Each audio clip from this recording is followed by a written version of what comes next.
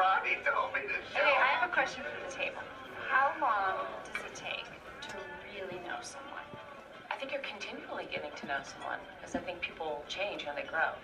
But I do think if you go through hell with someone, then you get a sense of how they handle stuff, which is important. On the other side of that one. I think you can know someone within the first 10 seconds of seeing them. And then I fell in love with Geneva the second I saw her. It's true. Well, I don't know if you ever really know someone entirely. What is that supposed to be? I mean, you know someone you think pretty good, and then you find out stuff that's shocking that you didn't know existed. I think that happens every day. Look at that show 2020. It's always the same thing, right? They're a couple, they're happy, no one could believe it. There's a lot of cases. What about the guy with the crossbow? He buys the crossbow, he's practicing in the garage. By the way, bring me some lemonade. Oh my goodness, I had no idea you walked through at that moment. Oops. Continue, please. No, I know you, but she forgives him. It was an accident, and guess what? 6 months later, same accident. Yeah. No. Yes.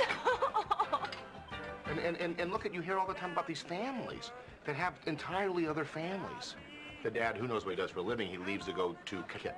But he was never going to Connecticut on business. He's really going to Harlem. He's got a Puerto Rican family that no one ever heard about. Yeah. You think when he's watching the game, instead of pretzels, he's eating the Goya beans, red flags, but they don't. So my point is, you can really think you know somebody, and then it turns out that you don't know everything about somebody. Ronnie, you still haven't answered the question.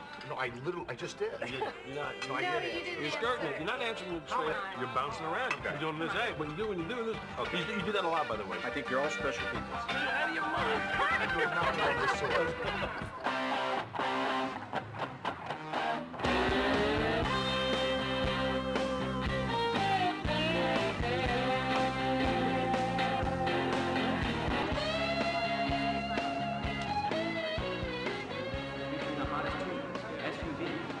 This is our shot. I need you to hug him. I don't want to hug him. Look, ever since he had a near-death experience, he's become a very touchy-feely guy, and he likes to be held. Look, you know I don't like touching people I don't know very well, okay? Well, you know, even people I do. So just, Nick, do you want this thing or not?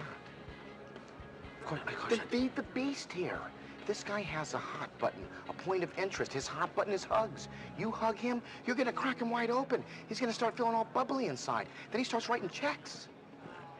I'm not asking you to go to an airport motel and perform a trick on a Japanese businessman. I'm asking you to hug a senior executive from General Motors. That's all. Now get your arms around him and make him feel bubbly and warm. I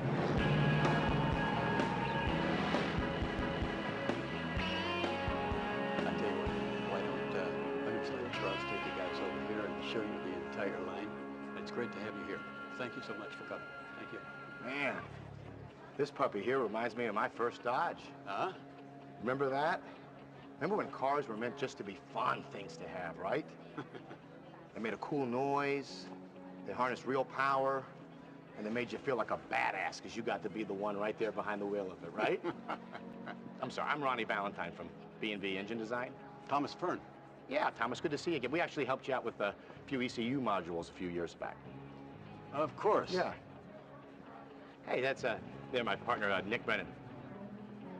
Congrats. It's going to be a great year. Of course. Your soul was too important to take. You've got great days ahead of you, my friend.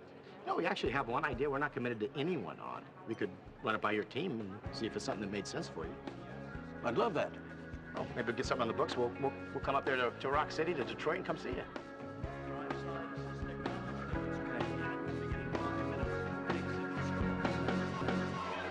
You lying bastard! You are unbelievable. Do we get the meeting or not? I'm hugging this man like I'm some kind of asshole. Now, why were you hugging the man? Because he's our guy's direct competitor. Why would you hug the direct competitor? Because he had a near-death experience. Actually, no, he didn't. That never happened. I made that up. Oh, shame.